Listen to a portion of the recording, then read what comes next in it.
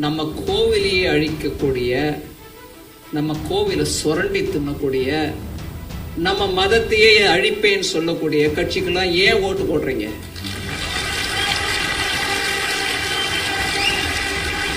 அவங்க கோவில சுரண்டி தின்றதை நீங்க கட்டுப்படுத்த கூடாதா? மோடி ஐயா நீங்க உத்தராகண்ட்ல பண்ண மாதிரி தமிழ்நாட்டில் பண்ணக்கூடாதுன்னு ஏன் கேட்குறீங்க? உங்களோட ஒவ்வொரு ஓட்டுலயும் இருக்கு அந்த பவர். போதைப் பொருளுக்கு இங்கதான் பெரிய இடம்ன்ற அந்த திராவிட ஆட்சி நடக்கும் தமிழகத்துல அந்த கட்சிக்கு ஓட்டு போடுவீங்களா?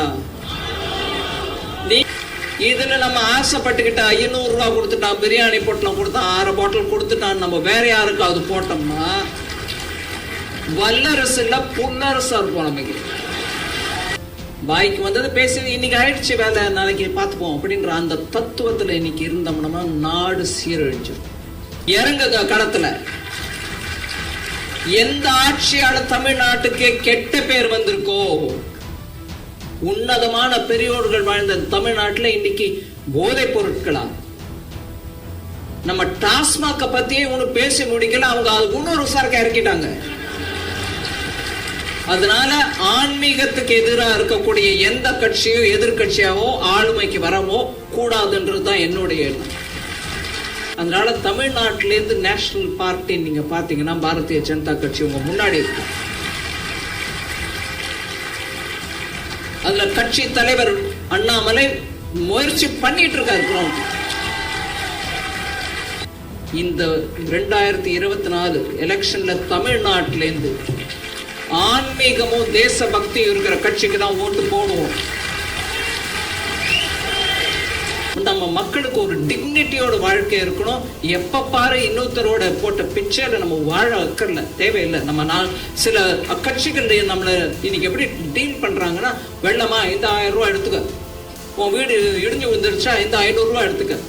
அந்த மாதிரி கட்சியோட நம்ம அரசு நாடு முன்னேறாது. தயவு பண்ணி எல்லாருக்கும் அன்பு வணக்கம்.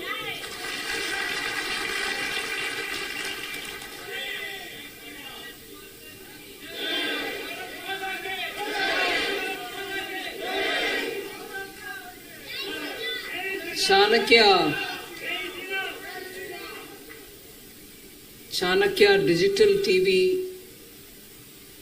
5 வருஷங்கள் நிறைந்த அந்த சந்தர்ப்பத்தில் இந்த ஆனுவல் செலிப்ரேஷன்ல வந்து பங்கேற்கிறதுக்கு கூப்பிட்ட ரங்கராஜ் பாண்டே அவர்களுக்கு நன்றியை தெரிவித்துக் கொள்கிறேன். நிக்க வச்சு ஒரு தரம் நீங்க இந்த நாட்டுக்கு நெக்ஸ்ட் 25 வருஷத்துக்கு என்ன பண்ணலாம்னு விரும்புறீங்க, என்ன பண்ண போறீங்கன்றத எடுத்து வரைங்கன்னு சொல்ல மீடியா இல்லைங்க. எவ்வளவு பிஜேபியையோ பிரதமரையோ திருப்பி கேள்வி கேட்கிறாங்களோ அதே அளவுக்கு இந்த பக்கமும் கேள்வி கேளுங்க. ஒரு கரப்ஷன் இல்லாம 10 வருஷம் ஓட்டிருக்காங்க. அதுக்கு முன்னாடி 10 வருஷத்துல டெய்லி ஒரு கரப்ஷன் வந்துட்டு இருந்தது, அப்பவும் கேள்வி கேட்கல. எங்க இப்ப கரப்ஷனே இல்லாம இவங்க ஓட்டுறாங்க, ஆனா இங்க பார்த்தா போதை பொருள்ங்கிறீங்க, 2 அமைச்சர் ஜெயிலுக்கு அனுப்பியிருக்கீங்க. பண்ண முடியாத காரியத்துக்கு நான் முதல் ஃபைல் அதுதான் கையெழுத்து போடுவேன்னு சொல்றீங்க. எப்படிங்க முடியும்னு யாராவது கேட்டமா? அதனாலதான் மக்கள்ல குழப்பம். இது என்ன கேள்வியை கேட்க மாட்டேங்கிறாங்க. ஒருவேளை இவங்க சொல்றதெல்லாம் சும்மா பேச்சுவார்த்தைக்கு அப்படி சொல்லிட்டு போறாங்களா அப்படிங்கிற மாதிரி. இங்க கரப்ஷனே இல்ல 10 வருஷம்ன்றது கூட ஒரு பெரிய விஷயமா இருக்கு இந்த நாட்டுல. ஆனா இந்த 2024 எலெக்ஷன்ல அது கரப்ஷனே விஷயம் இல்ல. எப்ப அது விஷயமாகுது? நீங்க எதிர்கட்சியில இருந்துட்டு அங்க 1000 கரப்ஷன், நீங்க இங்கிலீஷ்ல சொல்லுவாங்க you pray like a donkey, கத்திக்கிட்டே இருங்க. ஐயோ கரப்ஷன் பாருங்க 2000 கோடி, எனக்கெல்லாம் 1,76,000 கோடினா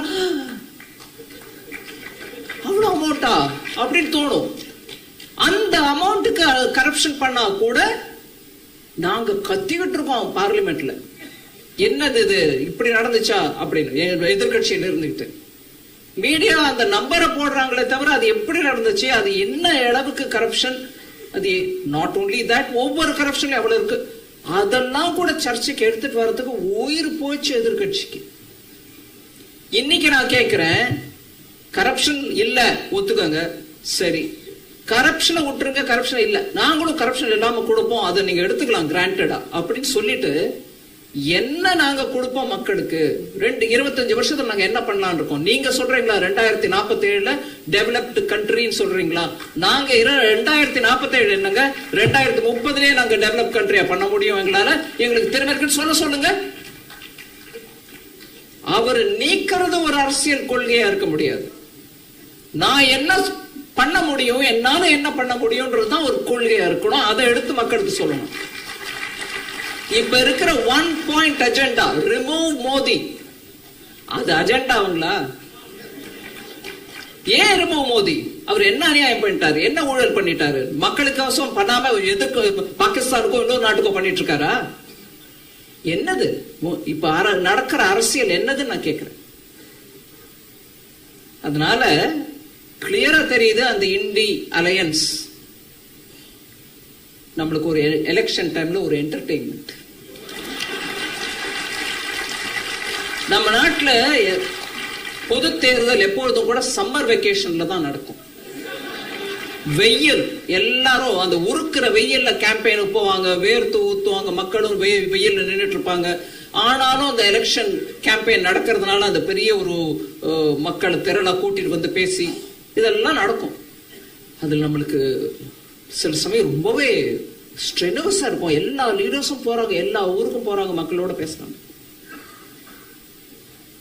அந்த டைம்ல இது ஒரு என்டர்டெயின்மெண்ட் நான் பாக்குறேன். இல்லைன்னா ஒரு கட்சி, அந்த அலையன்ஸ் இருக்கக்கூடிய ஒரு கட்சியாவது, எனக்கு 1-2 விஷயத்துல ரொம்பவே நான் சீரியஸா ஃபீல் பண்றேன், அதை உங்களுக்கு முன்னாடி வைக்கிறேன். பொறுப்போட நம்ம ஒரு கட்சியா இருந்தோம்னா இந்த நாட்டில் இருக்கக்கூடிய பெரும்பான்மையான மக்களுடைய மதத்தை குறிச்சு இந்த கீழ்த்தரமா பேசுவோமா? நீ எந்த மதத்தையும் ரொம்பவே பக்கத்தில் சேர்த்துக்கவும் வேணாம், எந்த மதத்தையும் தாழ்வும் படுத்த வேண்டாம். அந்த எமர்ஜென்சி காலத்துல இல்லீகலா நீடிக்கப்பட்ட லோக்சபால செக்குலர் சோசியலிஸ்ட் அப்படின்னு கான்ஸ்டிடியூஷனே மாத்தினவங்க, அதுவும் இல்லீகலா நீடிக்கப்பட்ட 5 வருஷம் தானே லோக்சபா, 6வது வருஷம் நடத்தி அந்த அம்மா இதெல்லாம் மாத்தினாங்க. அதை ரொம்ப சீரியஸா எடுத்துட்டு இன்னைக்கு செக்குலர் செக்குலர் செக்குலர் பஜனை பண்றவங்களை கேட்கிறேன், எந்த மதத்தை நீங்க சப்போர்ட் பண்றீங்க, எந்த மதத்தை எதிர்க்கிறீங்கன்றத நீங்க வாயால சொல்லி சொல்லியே கெடுக்கிறீங்க உங்க காரியத்தை. எந்த மதத்தை நீங்க சப்போர்ட் பண்றீங்கன்றத பத்தி நம்ம கேள்வி அவங்க சொல்லி கேட்டுட்டோம், நிறைய செஞ்சும் பார்த்துட்டோம் நிறைய. எந்த மதத்தை அழிக்கணும்னு பாக்குறீங்கன்னா அதுக்கு ஒரு அவுட்ரேஜ் இல்லாத போறது இந்த நாட்டுல தான். நான் அந்த மதத்தையே ஒழிப்பேன், அந்த மதத்தை கம்ப்ளீட்டா நீக்குவேன், அது டெங்கு, அது இது, அது மலேரியா. என்னங்க இந்த நாட்டுல அவுட்ரேஜ்ன்றது இருக்குதா? இந்த வார்த்தை சொன்னதுக்கே நம்ம அவுட்ரேஜ் காட்ட வேண்டாமா?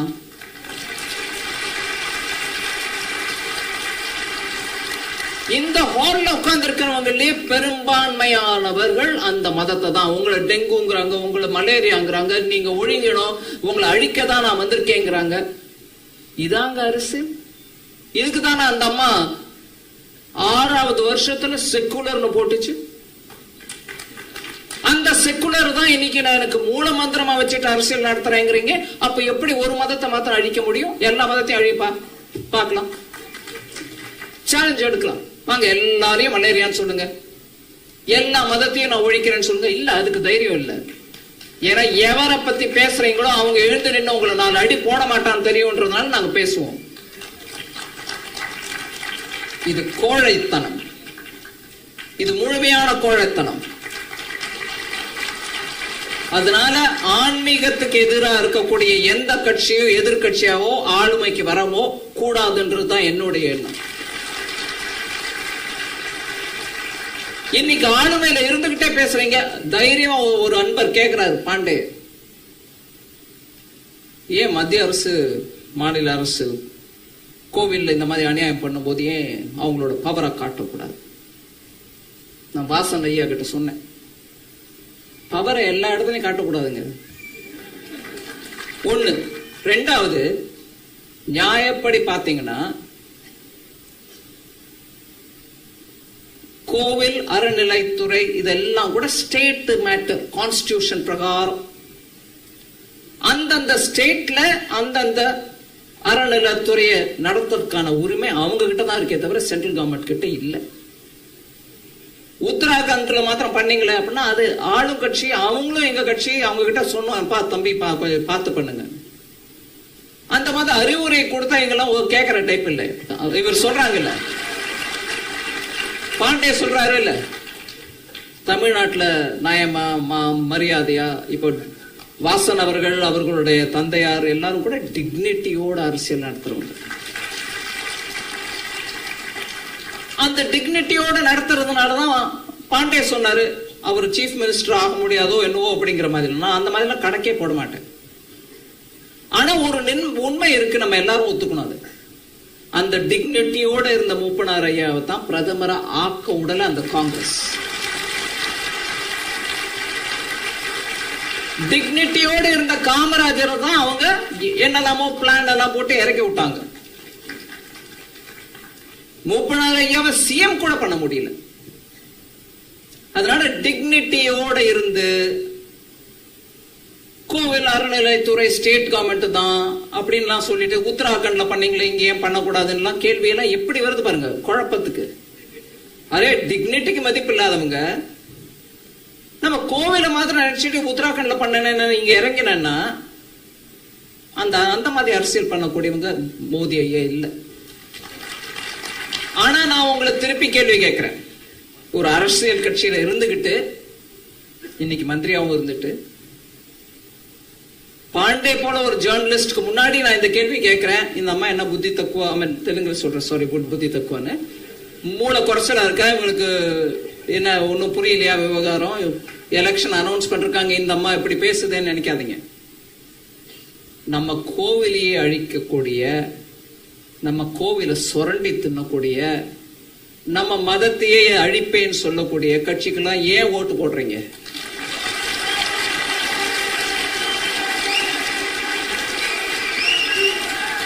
மத்திய அரசு அவங்க கோவில சுரண்டி தின்றதை நீங்க கட்டுப்படுத்த கூடாதா? மோடி ஐயா, நீங்க உத்தராகண்ட்ல பண்ண மாதிரி தமிழ்நாட்டுல பண்ணக்கூடாது ஏன் கேக்குறீங்க? உங்களோட ஒவ்வொரு ஓட்டுலயும் இருக்கு அந்த பவர். யாருக்கு போடுறீங்க அந்த ஓட்டுன்னு யோசிச்சு போடுங்க.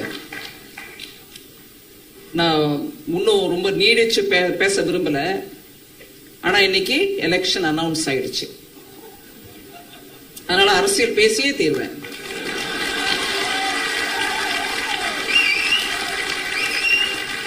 தமிழ்நாட்டுல இன்னைக்கு இங்க உட்கார்ந்துட்டு லேசி சிட்டிசன் நம்ம தான் அப்படின்னு காட்ட கூடாதுங்க. கை தட்டுறோம், விறுவிறுப்பா பேசுற பாண்டிய பத்தி நல்ல உன்னதமா பேசிக்கிறோம்.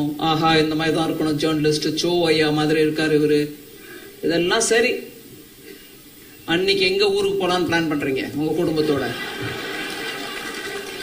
ஓட்டு போட போவீங்களா? கிரௌட் கியூல நிப்பீங்களா?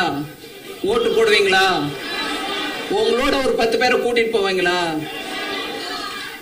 போதைப் பொருளுக்கு இங்கதான் பெரிய இடம்ன்ற அந்த திராவிட ஆட்சி நடக்கும் தமிழகத்துல அந்த கட்சிக்கு ஓட்டு போடுவீங்களா? நீங்க மாத்திரம் இல்ல, உங்களோட இருக்கக்கூடிய 10 பேர்கிட்ட போய் நீங்க ஒரு நிமிஷம், நான் அந்த சென்டென்ஸ் முடிக்கிறதுக்கு முன்னாடி ஒண்ணு சொல்றேன். கட்சி தொண்டர்கள் தான் ஒவ்வொரு கையில இந்த மாதிரி ஒரு பீஸ் ஆஃப் பேப்பர் எடுத்துட்டு போய் மோடி ஐயா அதெல்லாம் பண்ணார் 10 வருஷத்துக்கு, நீங்க கமலம் பார்த்து தாமரைக்கு ஓட்டு போடுங்க அப்படின்னு ஒவ்வொரு கட்சியும் போகும். தினகரன் ஐயா கட்சி போகும், வாசன் ஐயா கட்சி போகும், எல்லாரும் போவாங்க. ஆனா நான் நம்ம நாட்டு ஜனநாயகம் இன்னைக்கு இருக்கக்கூடிய நிலைமையில, நம்ம நாடு இன்னும் 25 வருஷத்துக்குள்ள நல்ல ஒரு டெவலப்டு வல்லரசா மாறணும்ன்ற இந்த நிலைமையில இன்னைக்கு இருக்கக்கூடிய இளைஞர்களும் சரி, நீங்களும் சரி, எல்லாரும் சரி, பெண் ஆண் எல்லாரும், ஹிந்து முஸ்லிம் கிறிஸ்டியன் யாராலும்,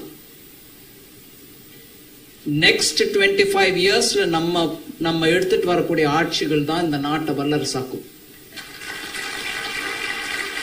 இதுல நம்ம ஆசைப்பட்டுக்கிட்ட 500 ரூபாய் கொடுத்துட்டான், பிரியாணி பொட்டலம் கொடுத்தான், 6 பாட்டில் கொடுத்துட்டான், நம்ம வேற யாருக்காவது போட்டோம்னா வல்லரசு இல்ல புல்லரசா இருப்போம். நமக்கு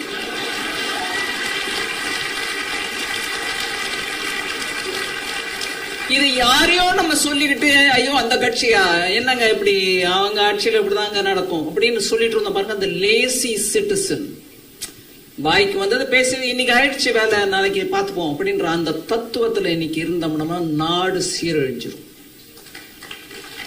தயவு பண்ணி நீங்க யாரும், அதுவும் தமிழ்நாட்டுல இவ்வளவு உணர்ச்சியோட எல்லா விஷயத்தையும் பேசக்கூடியவங்க, ரங்கராஜ் பாண்டே சொன்ன மாதிரி சண்டை போடக்கூடியவங்க, உங்க சண்டையெல்லாம் அந்த ரூம்ல தானே, இறங்குங்க களத்துல.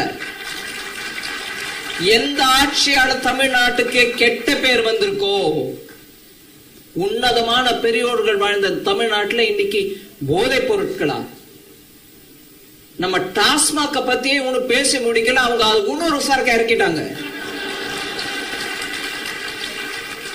இப்படியே உட்கார்ந்து நம்ம பேசிட்டு தான் இருப்போமா, இல்ல ஒரு ரங்கராஜ் பாண்டே தான் தொண்டை கீழ்ச்சி கத்துக்கிட்டே இருக்கணுமா?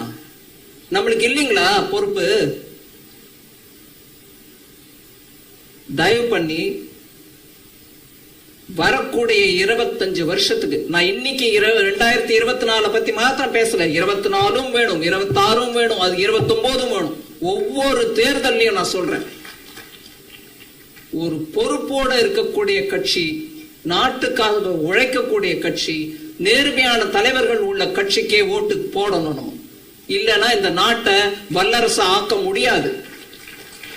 இந்த மாதிரி சொரண்டி தின்னதுக்காக பார்லிமெண்ட்ல முயற்சி எடுக்கிறவங்களை தடுத்து நின்று அதுக்கு எதிர்ப்பா, அதாவது மக்களுடைய ஓட்டுக்கு எதிர்ப்பா நின்று அங்க பார்லிமெண்ட்லயும் ஒரு விதமான தீர்ப்பு எடுக்க முடியாத அளவுக்கு பண்ணிட்டு ரோட்ல வந்து இங்க வேற விதமாகவும் பேசிட்டு இந்த நாட்டின் முன்னேற்றத்துக்கு, அதை மாத்திரம் இல்ல, அங்க முடியல என்ன உடனே ஒவ்வொரு முறையும் கோர்ட்டுக்கு போறது, ஒவ்வொரு கேஸும் டிலே பண்ணுது, ஒவ்வொரு ப்ராஜெக்டையும், ஒவ்வொரு ஸ்கீமையும். நீங்க பாத்தீங்கன்னா இப்ப வரைக்கும் 10-11 மேஜர் டிசிஷன்ஸ் எல்லாத்திலையும் சுப்ரீம் கோர்ட்டுக்கு போயிடுது. கவர்மெண்ட் சரியான நிர்ணயம் எடுக்கல, நீங்க வாங்க கோர்ட் ஒவ்வொரு முறையும் அவங்களுக்கு சொல்லுது, இல்ல நீங்க சொல்றது தப்பு, டிஸ்மிஸ் த கேஸ், இல்ல நீங்க எடுக்கிற ஸ்டெப் தப்பு, போங்க. இப்படியாக பார்லிமெண்ட்லயும் தொந்தரவு பண்றது, தடுக்கிறது, கோர்ட் மூலமாகவும் தடுக்கிறது, ஒவ்வொன்றையும் கேஸா சொல்லலாம். நாட்டின் டெவலப்மெண்ட்டுக்கு இவங்க ஆட்சி பண்ண 10 ஆண்டுகள்ல டெவலப்மெண்ட் விட்டுருங்க, அவங்க சொந்த டெவலப்மெண்ட் பண்ணிக்கிட்டு போயிட்டு இருந்தாங்க. நாட்டின் டெவலப்மெண்ட்டுக்கு ஒருத்தர் உழைக்கல. அதனால நான் உங்க எல்லாரையும் இன்னைக்கு நான் கேட்டுக்கிறேன், இந்த தேதியை நம்ம மறக்க கூடாது. ரங்கராஜ் பாண்டேயோட சேனலும் நல்லா இருக்கணும், நாடும் நல்லா இருக்கணும். இன்னைக்கு நான் எலெக்ஷன் கமிஷன் மூலமா இன்னைக்கு வந்திருக்க அனௌன்ஸ்மெண்ட், தயவு பண்ணி இந்த தேதியை மறக்காதீங்க. நம்மளுக்கு இங்க எலெக்ஷன் நடக்கும்போது தமிழ்நாட்டில் ஒரு முதிர்ச்சி இருந்தது ஒரு காலத்தில். ஸ்டேட் லெவல்ல ஸ்டேட் பார்ட்டிக்கு ஓட்டு போடுங்க, நேஷனல் பார்ட்டியை பார்லிமெண்ட்டுக்கு அனுப்புங்க இருந்துச்சுங்களா? இன்னைக்கு நேஷனல் பார்ட்டி உங்க கண்ணுல காங்கிரஸ் ஒண்ணுதான் படுதா? இல்லைங்க, அவங்க ஸ்டேட் லெவல் பார்ட்டி கூட மிஞ்சல. நீங்க ஸ்ட்ரிக்ட்லி பாத்தீங்கன்னா கர்நாடகால ஏதோ ஜெயிச்சு வந்துட்டாங்களே தவிர வேற எங்கெல்லாம், Himachal Pradesh state, yes I agree. இன்னைக்கு அவங்க சொல்லக்கூடிய ஒவ்வொரு ப்ராமிஸையும் ஆட்சியில் இருந்த போது ராஜஸ்தான்ல பண்ணி காமிச்சாங்களா? இத்தனை ரூபாய் இவங்களுக்கு கொடுக்குறேன், அது என்ன அப்ரென்டைஸ்ஷிப்க்கு ஒரு லா எடுத்துட்டு வரேன், நியாயம் கொடுக்கிற நாட்டுக்கு என்ன அநியாயம்? சவுத் ஆப்பிரிக்காவா அப்பார்த்தெட் நடந்துட்டு இருக்கா? ஒரு காலத்துல சவுத் ஆப்பிரிக்கால நெல்சன் மேண்டலா ஜெயில இருந்த காலத்துல சொல்லுவாங்க அப்பார்த்தெட். அந்த மாதிரி ஏதாவது அநியாயம் நடந்துட்டு இருக்கா? இப்படி எல்லாம் சொல்ற அந்த கட்சிக்கு நான் கேட்கிறேன், நீங்க சொல்றது நியாயமாவே இருக்கட்டும். ராஜஸ்தான்ல பவர்ல இருந்த போது ஏன் பண்ணி காட்டல? இன்னைக்கு கர்நாடகால எங்களுக்கு ஒரு சினிமால காட்டுவாங்க பாருங்க, ஒரு trailer, just as beginning, just ஒரு ஷார்ட் கொடுப்பாங்க, அதை பார்த்துட்டு நீங்க சினிமாவை போய் பாருங்க. அந்த மாதிரி கர்நாடகால பண்ணி காட்டுங்க முதல்ல. எங்கேயும் இல்லைங்க, மக்களை குழப்பம் பண்றதுக்கு, மக்கள் மனச குழப்பி ஓடுறதுக்கு இல்லாத ப்ராமிஸ், பாரத் ஜோடோ யாத்ரா அது இதுன்னு சொல்லிட்டு அலையிற பார்ட்டி தான் நேஷனல் பார்ட்டி நினைச்சுக்கிறாங்க அவங்க. அந்த ஸ்தானத்துல இருந்து என்னைக்கோ அவங்க இறங்கிட்டாங்க. அதனால தமிழ்நாட்டிலேருந்து நேஷனல் பார்ட்டி நீங்க பாத்தீங்கன்னா பாரதிய ஜனதா கட்சி உங்க முன்னாடி இருக்கு. அதுல கட்சி தலைவர் அண்ணாமலை முயற்சி பண்ணிட்டு இருக்காரு. செயலை இழந்து என்னைக்குமே பிஜேபி எந்த மாநிலத்திலும் இல்லாம தான் இருக்கு. நல்ல செயல் ஆக்கத்தோட தான் இருக்காங்க. மோடி ஐயா தமிழ்நாட்டை பத்தி இன்னும் பேசாத இடம் இல்ல, தமிழ் மொழியை பத்தி பேசாத இடம் இல்ல, தமிழ் பண்பாட்டை பத்தி பேசாத இடம் இல்ல. நம்ம தமிழ் மக்களே நம்மளுக்கு ஒண்ணு என்னதான் வேணும்? அதெல்லாம் காதல கேட்கிற இனிமையா இருக்கு. ஆனா எங்களுக்கு போதைப் பொருள் தான் வேணுங்கிறோமா? மோதி மாதிரி ஐநால போய் தமிழை பத்தி பேசணும், ஆமா பழமையான பாஷைன்னு சொல்லணும், ஆமா அதெல்லாம் வேணும். ஆனா எனக்கு அரை பாட்டில் கொடுக்குறவங்க தான் வேணும்னா எப்படிங்க? அதனால இன்னைக்கு இந்த சந்தர்ப்பத்துல எலெக்ஷன் கமிஷன் அனௌன்ஸ் பண்ண இந்த சந்தர்ப்பத்துல 5 வருஷம் கொண்டாடுற ரங்கராஜ் பாண்டியோட சேனல்ல அந்த ப்ரோக்ராம்ல நான் டெஃபினட்டா உங்களுக்கு இந்த ஆப்பர்ச்சுனிட்டியை யூஸ் பண்ணிக்கிட்டு உங்க ஒவ்வொருத்தரையும் சுதந்திர போராட்டத்தின் போது நம்ம எல்லாரும் அவங்க குடும்பத்திலேருந்து யாரோ ஒரு மெம்பர் அந்த போராட்டத்தில் ஈடுபட்டோம். நாடு சுதந்திரம் அடையணும்னு.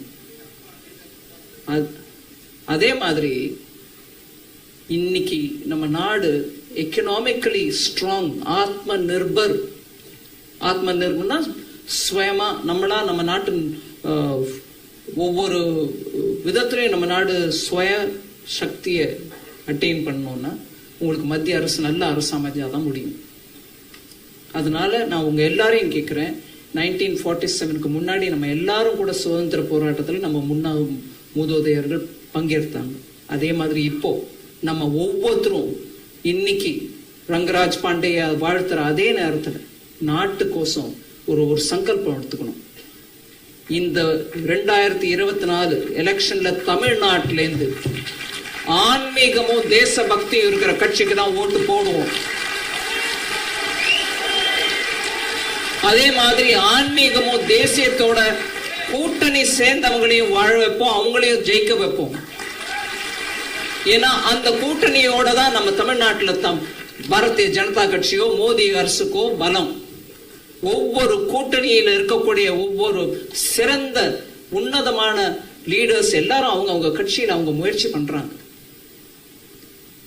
தமிழ்நாட்டில் பாரதிய ஜனதா கட்சியோட என்டிஏ கூட்டணிக்கு தயவு பண்ணி நீங்க ஓட்டு மாத்திரம் இல்லைங்க, நீங்க ஒவ்வொருத்தரும் தெருவில் இறங்கி ஓட்டு கேளுங்க. எங்களுக்கோசம் கேளுங்க, நாட்டுக்கோசம் கேளுங்க.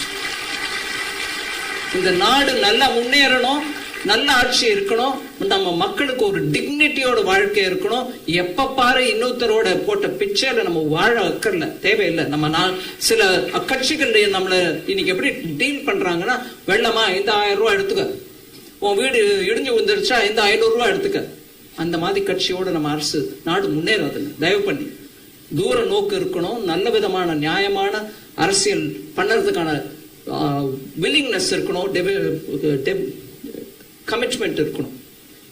சோ நான் உங்களை கரம் கூப்பி இன்னைக்கு எலெக்ஷன் கமிஷன் அனௌன்ஸ் பண்ண இந்த நாள் 5 வருஷம் கொண்டாடக்கூடிய சாணக்கியா டிவிக்கு எத்தனை நல்வாழ்த்து சொல்றோமோ அதே அளவுக்கு இன்னைக்கு தேதியை மறந்துடாம நம்ம ஒவ்வொருத்தரும் தெருவில் இறங்கி நாட்டுக்காசும் நாட்டை மனசுல வச்சுக்கிட்டு நாட்டுக்கோசம் நீங்க போய் ஓட்டு கேட்டு நல்ல ஒரு கட்சியை, பாரதிய ஜனதா கட்சி, நரேந்திர மோடி, அதே மாதிரி எங்களோட கூட்டணியில் இருக்கிறவங்க எல்லாரோட சப்போர்ட்டுக்கும் நான் இன்னைக்கு உங்களை வேண்டி கேட்டுக்கிறேன்.